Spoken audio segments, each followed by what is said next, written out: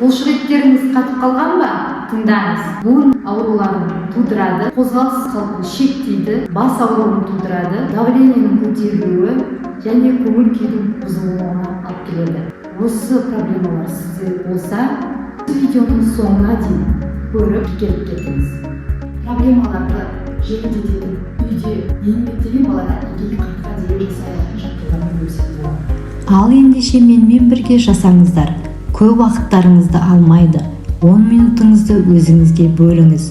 Созылу жаттығулары күні бойы сергек болып жүруіңізге әсер етеді.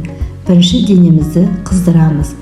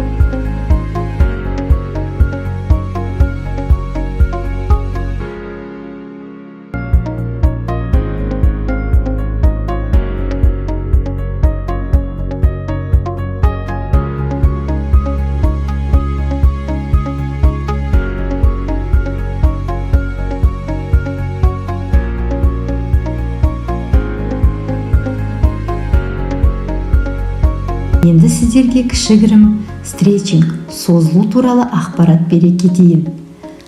Созылудың сіздерге пайдасы бұл жас талғамайды, буын қозғалыстарының дамуына, бұлшықеттердің серпімділігін жақсартуға арналған әдістер мен жаттығулар кешені.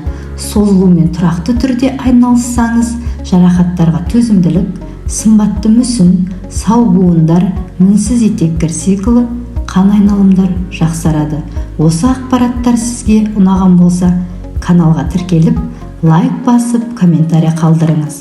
Мен осы видеода стретчинг, созылу туралы айтқан болсам, келесі видеода омыртқаның жаттығуларымен бөлісетін боламын. Каналға тіркелуді ұмытпа.